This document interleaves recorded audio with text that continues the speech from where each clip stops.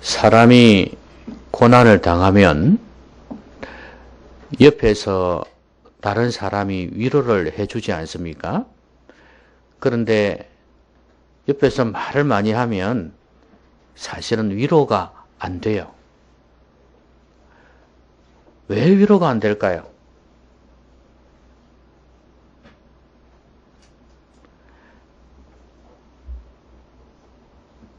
위로가 안 되는 이유는 진정성이 없기 때문입니다. 옆에서 위로를 해줄 때 말을 많이 하는 사람은요, 그 고난을 겪어보지 않은 사람이에요. 고난을 겪어본 사람은 지금 내가 무슨 말을 해봤자 소용이 없다는 걸 알아요. 저 사람에게 진정 필요한 위로는 내가 줄 수가 없다. 그걸 알아요. 그래서 오히려 옆에서 가만히 함께 해주고 위에서 기도해 주는 것이 오히려 도움이 될 때가 많습니다. 경험이 없기 때문에 이런 말 저런 말 해보거든요. 물론 그 중에도 전혀 진정성이 없다고 할 수는 없죠. 그렇지만 도움이 안 되는 거예요. 왜냐하면 자기가 체험을 해서 가슴에서 우러나오는 위로가 아니기 때문에 그렇습니다. 이런 경험이 있는 사람은 나는 정말 이 사람을 위로할 수가 없구나 하는 걸 압니다. 왜냐하면 자기도 그걸 겪어봤거든요. 많은 사람들이 와서 나한테 위로한답시고 말을 했는데 위로가 안 되는 거예요. 왜? 나에게 진정한 위로자는 하나님밖에 없기 때문에 그렇습니다. 왜냐하면 궁극적인 문제가 해결되려면 하나님께서 함께 하셔야 되거든. 사람이 어떻게 해주지를 못하니까. 사람이 내 문제를 해결해 줄 수 있다면야 어느 정도 위로가 안 되겠습니까? 설령 그렇다 할지라도 하나님과 나와의 관계 속에서 고난의 의미가 무엇일까? 왜 나에게 이런 고난이 닥쳤을까? 이 문제를 또 해결해야 되거든요. 그러니까 진정한 위로는 하나님만이 하실 수 있는 것입니다. 오늘 이 시편을 기록한 이 시편 기자가 이런 고백을 합니다. 주의 말씀이 나의 고난 중에 위로다. 이렇게 고백을 해요. 왜 이런 고백을 하냐면 하나님의 말씀만이 나에게 고난 중에 위로라는 것은 다른 말로 하면 하나님만이 나에게 있어서 위로자가 된다는 표현이거든요. 왜냐하면 말씀이라는 것은 그냥 문학의 한 종류가 아니라 그냥 책 하나가 아니라 하나님의 말씀이거든요. 그렇기 때문에 이 하나님의 말씀이 위로가 된다는 것은 하나님께서 나에게 위로해 주신다는 것이 되기 때문에 그렇습니다. 이 사람은 왜 이런 고백을 할 수 있을까요? 하나님의 말씀이 내 고난 중에 위로다. 오늘 저는 그 이유를 좀 살펴보고자 합니다. 여러분도 여러분의 삶 속에 고난이 있을 때가 많잖아요. 어느 누가 찾아와서 나에게 위로해 주기를 바라는데 그러질 않으면 섭섭하기도 하고 그러잖아요. 그런데 와서 위로해 준다 한들 그 위로는 여러분에게 진정한 위로가 되지 못할 겁니다. 하나님만이 여러분을 위로해 주실 수가 있어요. 다른 말로 오늘 시편 기자의 고백처럼 하나님의 말씀만이 여러분을 위로해 줄 수가 있어요. 근데 이 말씀을 들으면 그건 나하고 참 거리가 먼 이야기 같은데 어떻게 하나님의 말씀이 나의 고난 중에 나를 위로할 수 있을까? 이런 생각을 하시는 분들이 있을 수 있을 거예요. 그러면 이 사람이 왜 이런 고백을 하는지 좀 살펴보고자 합니다. 분명히 이유가 있을 거 아니에요. 나는 아직 신앙도 미천하고 이 사람처럼 이런 경험도 해보지 않았기 때문에 하나님의 말씀이 위로가 된다? 아닌 것 같은데? 뭔가 하나님께서 문제를 그냥 단번에 해결해 주시고 내게 필요한 것을 막 이렇게 채워주시면 내게 위로가 될 것 같은데? 이런 생각하는 사람들이 많거든요. 무슨 말씀이 위로가 된단 말인가? 이 생각할 거예요. 근데 분명히 이유가 있어요. 그럼 우리가 고난받을 때 진정한 위로가 되려면, 하나님의 말씀이 위로가 되려면 어떻게 해야 되냐면, 먼저 하나님의 말씀을 체험을 해봐야 돼요. 이 사람이 지금 말씀이 나의 고난 중에 위로라 그랬지 않습니까? 그럼 왜 그러냐 하면 주의 말씀이 나를 살리셨기 때문이다 그랬어요. 자기 과거의 경험이 있어요. 옛날에 자기가 힘들어할 때 주의 말씀이 나를 살리셨다는 걸 확신하고 있습니다. 경험을 해봤어요. 그래서 이번에도 이런 고백하잖아요. 주의 종에게 하신 말씀을 기억하소서. 그렇게 기도하고 있습니다. 왜냐하면 주께서 내게 소망을 가지게 하셨습니다. 그랬어요. 지금 이 사람은 엄청난 고난을 당하고 있습니다. 원수들이 조롱하고 있죠. 몸도 영혼도 쇠약해져 있습니다. 이런 가운데 너무 힘들어하고 있는데 이 가운데에서 이 사람은 하나님의 말씀을 통해서 소망을 가지게 되었다 그랬잖아요. 지금 이 사람은 하나님을 기대하는 게 엄청 큽니다. 옛날에 이 사람이 고난당했을 때 역시 경험이 있어요. 말씀이 나를 살려준 경험이 있단 말이에요. 그러니까 이번에도 말씀을 기대하고 있는 겁니다. 아니, 들은 말씀을 그대로 이루실 것을 지금 기대하고 있는 겁니다. 사람이 고기 맛도 맛본 사람이 안다 그러던가요? 그런 것처럼 이 하나님의 말씀의 맛을 본 사람이기 때문에 또 하나님의 말씀을 기대하고 있는 거예요. 그래서 하나님 말씀이 나에게 소망을 가지게 하셨습니다. 이번에도 꼭 이루어 주셔야 됩니다. 이번에도 나를 살려주셔야 됩니다. 이 고백이에요. 여러분, 하나님의 말씀을 경험한다는 거, 이건 두 가지로 나누어지죠. 하나님의 말씀을 듣는 거예요. 내게 들려지는 거예요. 엄격하게 이야기하면 하나님의 말씀이 들려지는 거예요. 다른 말로 이야기하면 영적인 귀에 들린다는 거예요. 내 마음에 새겨진다는 거예요. 그리고 또 하나는 말씀을 순종하는 거. 그러니까 말씀이 내 삶 속에서 이루어지는 거예요. 요 두 가지를 경험을 해봐야 된단 말이에요. 그래야지 말씀의 맛을 알아요. 여러분, 하나님의 말씀이 들려지려면 어떻게 해야 될까요? 여러분, 지금 하나님 말씀이 들립니까? 설교가 들립니까? 하나님 말씀이 들립니까? 설교 중에 하나님의 말씀이 들려져야 되는 거예요. 이 성경을 풀이해서 전할 때 그때 하나님의 음성이 들려져야 되는 거예요. 그게 성령의 감동이 있어야 되는 거거든요. 그걸 조금 유식한 말이라 하면 모르겠지만 레마의 말씀이라 그래요. 헬라어로. 그러니까 성령의 감동으로 하나님께서 나에게만 주시는 메시지가 있다 이 말이죠. 이게 바로 레마의 말씀이에요. 이런 말씀은 그냥 설교 듣는 거하고 달라요. 그냥 성경 읽는 거하고 달라요.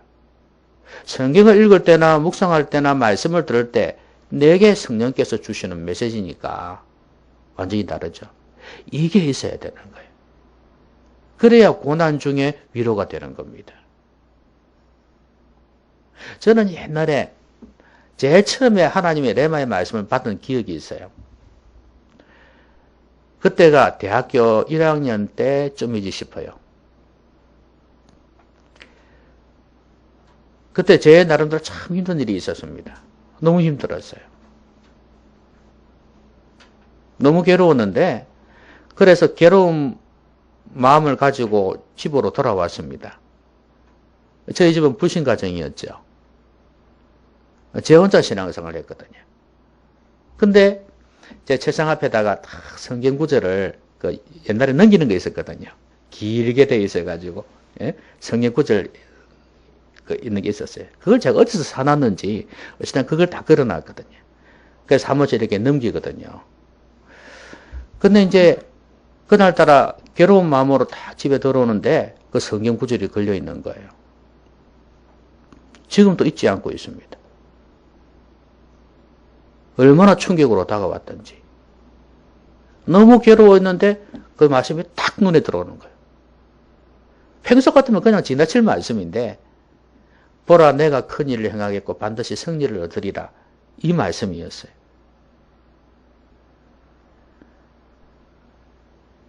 확 부딪혀 오는데 같이 엎드려서 한참 울고 기도했거든요. 제일 처음에 레마의 말씀이에요. 그러니까 여러분들이 고민 가운데 있고 고난 가운데 있을 때 하나님의 말씀이 다 내게 내 영혼에 들려져 오는 거예요. 이게 레마의 말씀이에요. 그러면 예수 믿는 즐거움이 하나님 믿는 즐거움이 기쁨이 아주 커져요. 이런 즐거움 없으면 무슨 맛으로 교회를 다니나 싶은 생각이 들 정도로. 여러분 고난 중에 하나님의 말씀이 위로가 되려면 이 말씀의 체험이 있어야 됩니다. 말씀이 들리는 체험. 그리고 또 하나는 이 시편 기자의 고백처럼 말씀이 자기의 삶 속에서 이루어지는 것.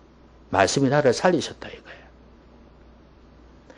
그런 말씀을 듣는 과정 가운데 자기 영혼이 살림을 받든지 아니면 실제적인 삶 속에서 하나님께서 구원을 해주시든지 어려운 가운데서 건져주시는 것 말이에요.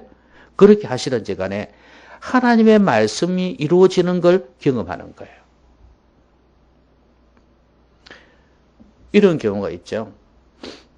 제가 한 번은 안 믿는 집안에 집도 가난했고 어려웠었어요. 근데 제가 대학교 4학년 때 선교 여행을 가고 싶었어요. 선교 여행을. 국내 선교 여행인데 10박 11일 동안 저기 그 전라도 쪽하고 막 섬이 많은 곳 있잖아요. 그쪽으로 이제 전도 여행을 가는 그 프로그램이 있었습니다. 그 숙식하면서 해야 되니까. 누가 공짜로 해줍니까? 돈을 자기가 내야 되거든. 근데 나한테는 그럴 돈이 없는 거예요. 근데 참 가고 싶었어요. 누구한테 하소연도 못하고. 하나님 앞에 기도를 하고 있었습니다. 근데 하나님께서 저에게 주신 말씀이 그거예요. 너희는 먼저 그의 나라와 그의 의를 구하라. 그러면 이 모든 것을 너에게 더하시리라. 이 약속의 말씀이었습니다.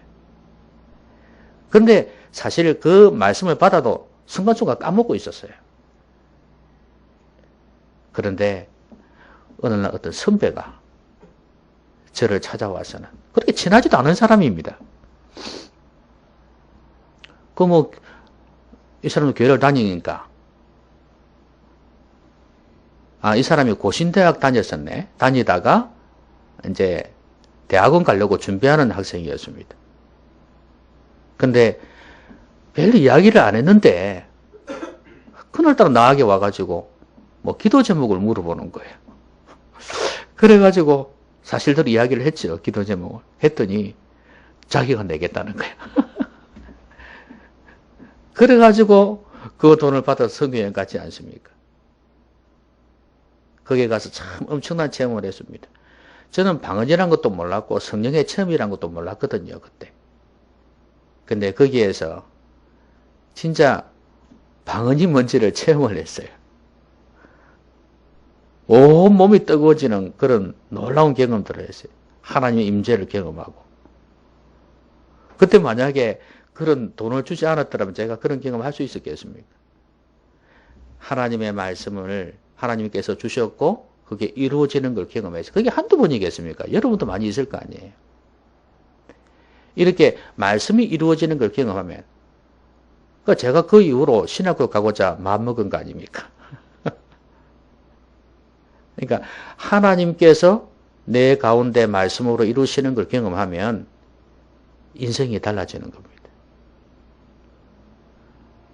여러분 체험을 하십시오.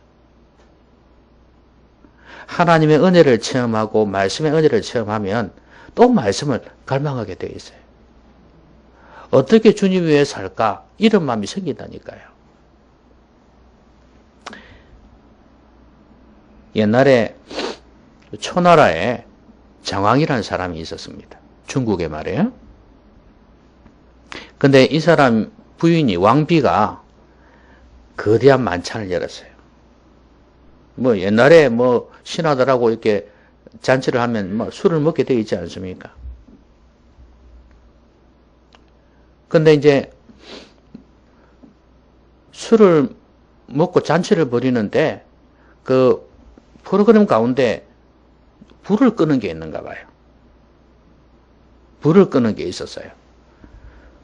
그런데 그때 왕비가 고함을 질렀습니다. 왕이시여,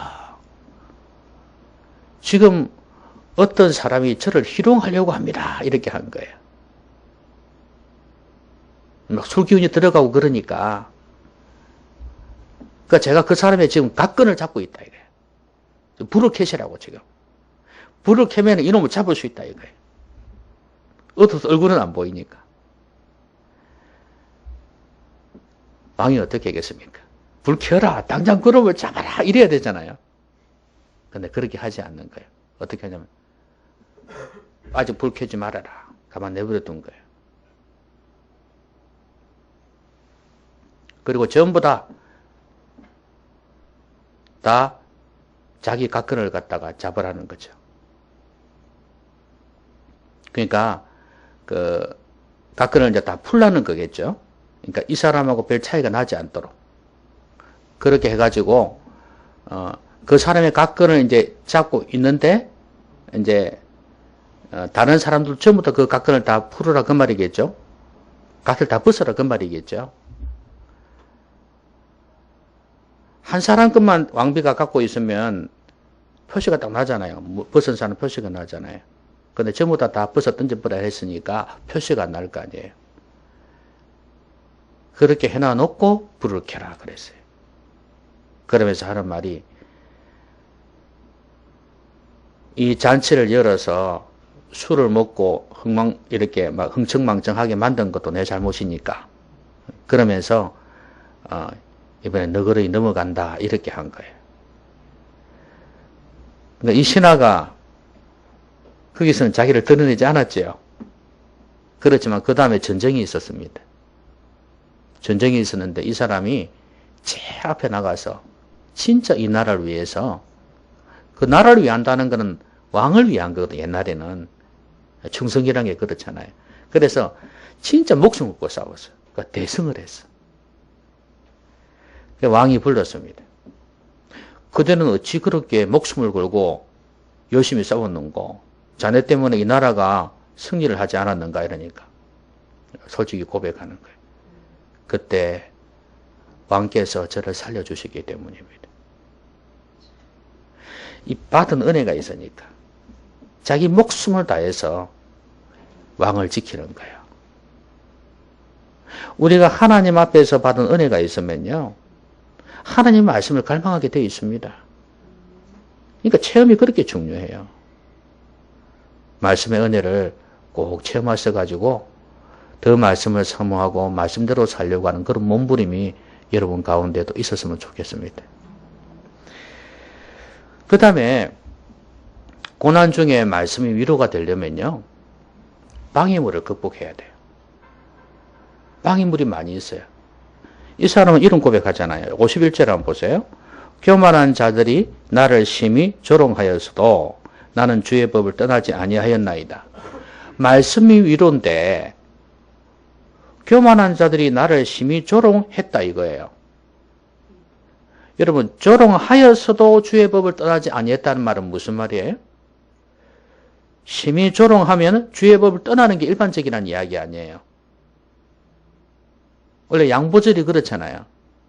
그러니까 주의 심히 조롱했을 때 떠나는 게 당연하지만 조롱하였어도 나는 떠나지 아니했다는 거예요.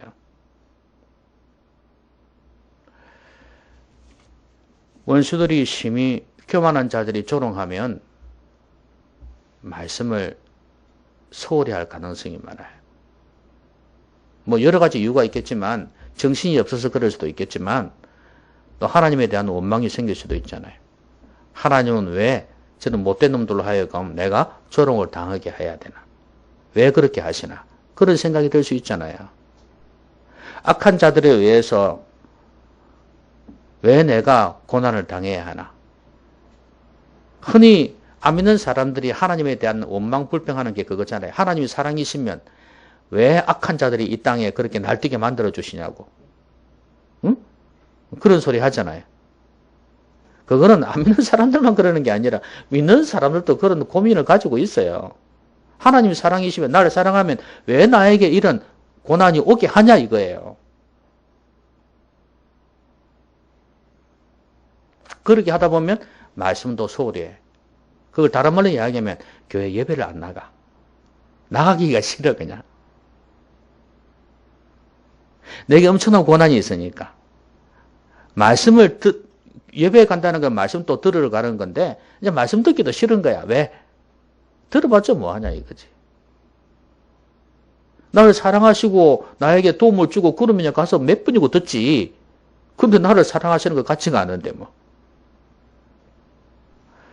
근데 이 사람은 그런 가운데에서도 그 방임으로 극복했다는 말이에요.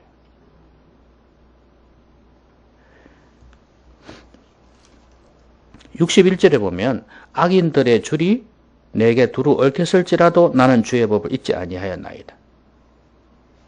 악인들의 줄이 나를 얽어맸다는 의미도 되고 자신의 삶이 많이 제한을 받았다는 이야기도 되고 그러니까 한마디로 괴로움을 당했습니다. 악인들로 인해서. 그런데도 주의 법을 잊지 아니했다 그러잖아요. 그러니까 말씀을 멀리할 수밖에 없는 환경임에도 불구하고 그 환경을 뛰어넘어서 주의 법을 잊지 아니하고 묵상을 했다는 거 아니겠습니까? 그래서 이 사람은 고난 중에서도 말씀이 위로가 될 수 있었던 거예요. 이것뿐이겠습니까?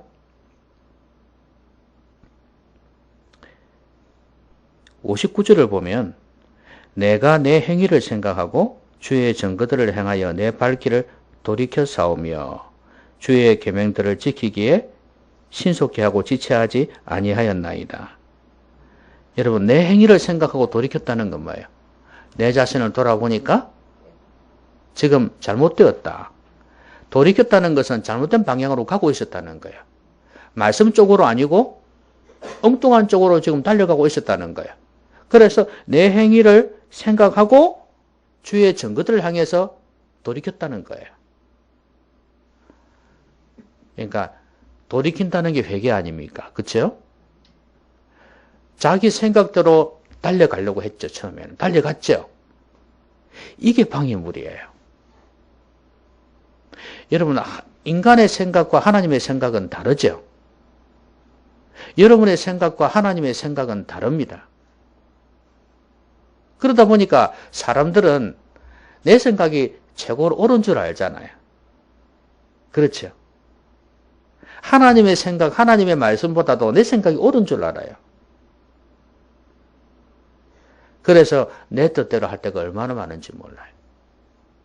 고난 중에 위로를 받으려면 내 생각대로 살아서는 절대 위로를 받을 수가 없습니다. 좀 강한 사람들은 그렇게 해요.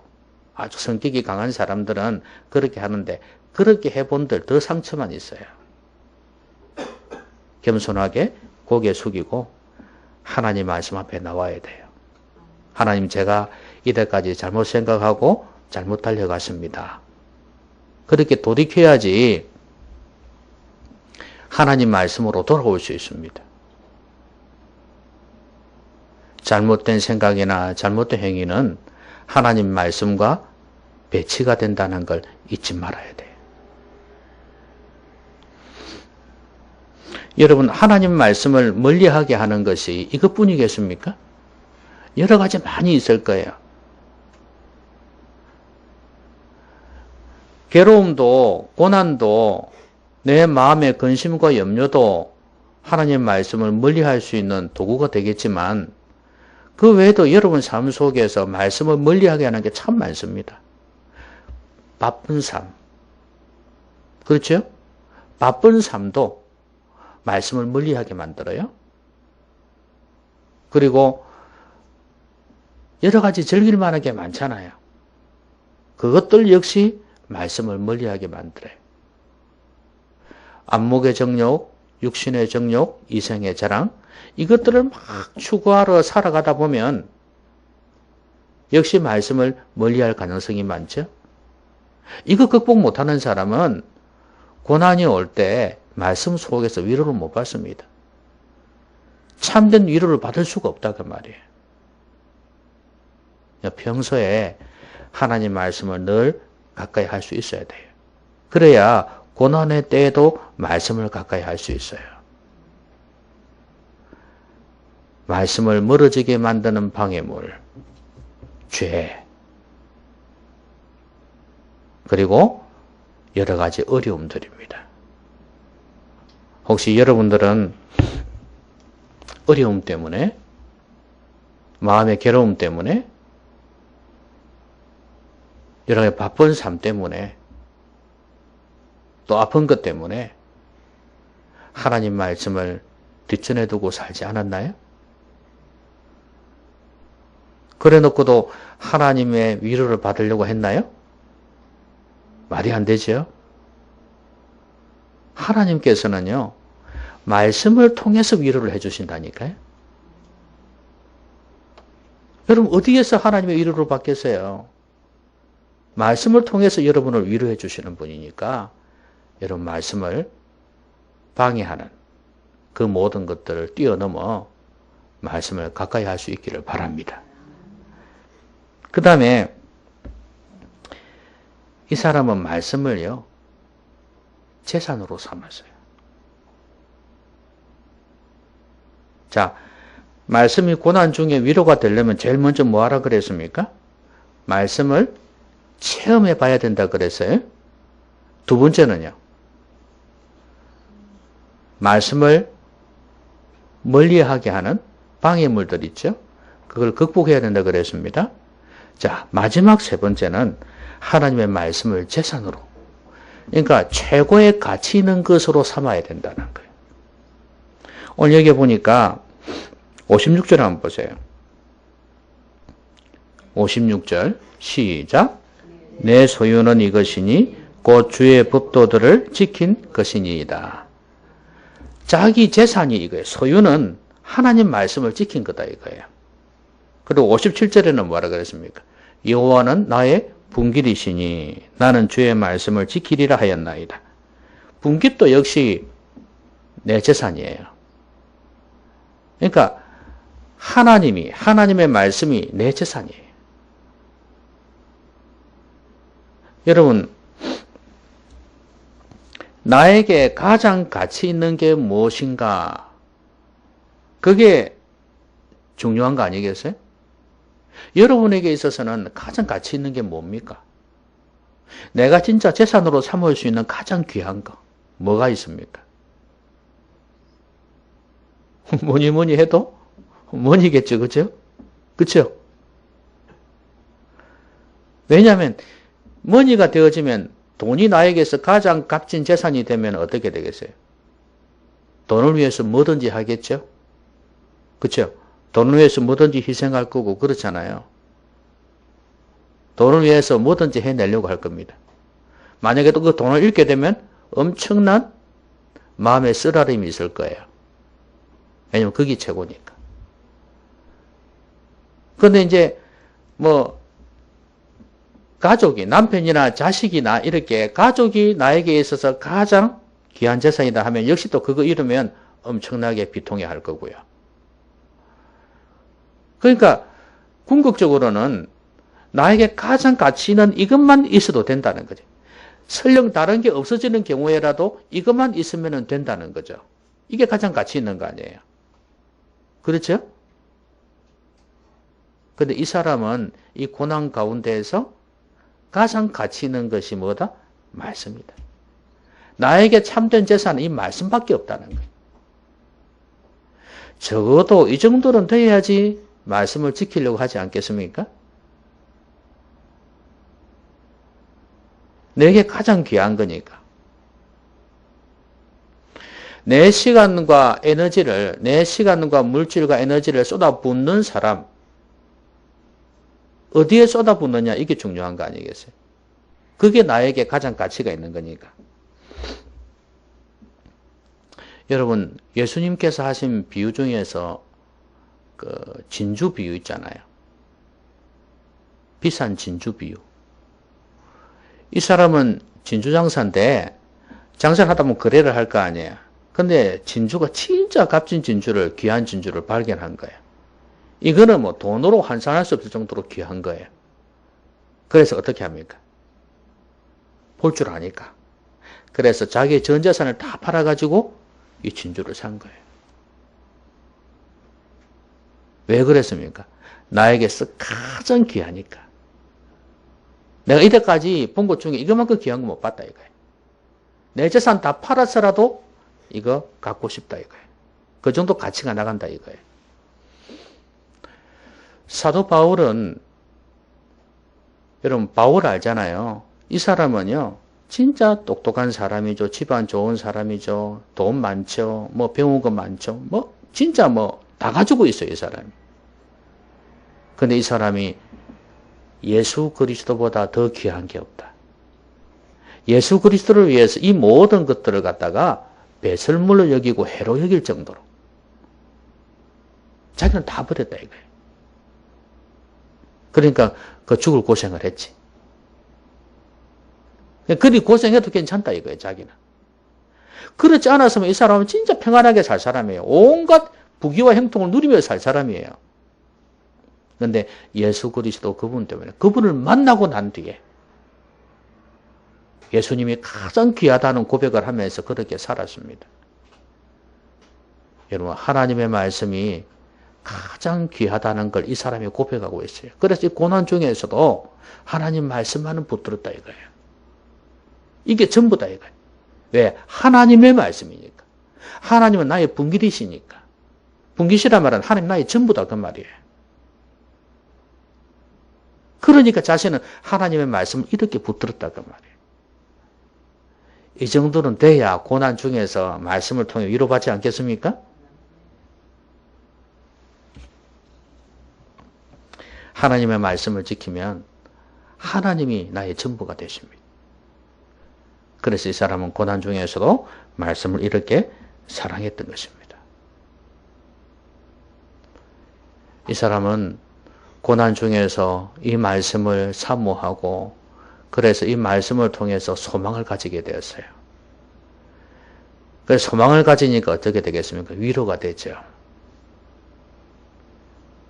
여러분, 하나님의 말씀을 레마의 말씀으로 들으시면 여러분에게 소망이 생길 겁니다. 소망이 있으면요, 어떤 고난에서도요, 무너지지 않습니다. 그렇죠? 많은 부부가 그 고난이 왔을 때, 그러니까 뭐 사위 부도가 난다거나, 뭐 안 좋은 일이 생겼을 때 헤어지는데요. 근데 헤어지지 않을 수 있는 비결은 뭐냐? 그런 가운데에서도 소망을 가질 수 있는 비결은 뭐냐? 저 사람이 나를 사랑하고 있다는 거.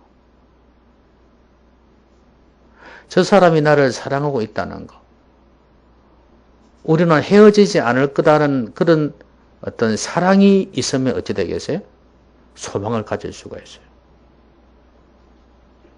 어떤 어려움이 와도. 근데 뭐 물질적인 거 이런 거 막 계산적이잖아요. 요새 결혼하는 사람도 그거 계산 많이 하잖아요. 그렇죠? 이 계산하는 사람이 만약에 이거 없으면 헤어진다. 이런 경우 많이 있잖아요. 실제로 그런 경우도 많고. 근데 그게 아니라 아무리 어려워도 나는 돈 때문에 저 사람하고 결혼한 게 아니다. 그렇기 때문에 나는 저 사람과 평생을 같이 할 거다. 이런 마음이 서로에게 전달되어지면 어떻게 될 것 같아요? 어떤 어려움에서도 아마 소망을 가지게 될 겁니다. 그러면 부부에게는 서로가 위로가 될 거예요. 고난 중에서도. 그런 것처럼 우리가 하나님의 사랑을 말씀을 통해서 느끼게 되어질 때 하나님은 내 편이다. 하나님 내 우편에 계신다. 그걸 확신하게 되면 어떤 고난 속에서도 소망을 가질 수 있어요. 그게 바로 말씀을 통해서 가능하다는 거예요. 하나님 말씀을 통해서 그 확신을 가지게 돼요. 하나님 날 사랑하시는구나. 하나님 음성을 들으니까 소망을 가지게 되는 겁니다. 여러분, 부부가 주는 거하고 비교가 안 돼요. 하나님 말씀이 나에게 주시는 그 말씀은 나에게 소망을 주고 고난 중에서도 위로를 줄 것입니다. 여러분, 고난, 크고 작은 고난이 있지요? 어려움들 있죠? 없다고요? 없는 사람 앞으로 생길 수도 있습니다. 없기를 바라지만 생길 수도 있어요. 그러면 그 고난 중에서도 하나님 말씀을 통해서 참된 위로를 받으시기를 주의 이름으로 기원합니다. 기도합시다. 오늘 말씀 생각하면서 같이 한번 소리 내어서 내 말로 좀 기도했으면 좋겠어요.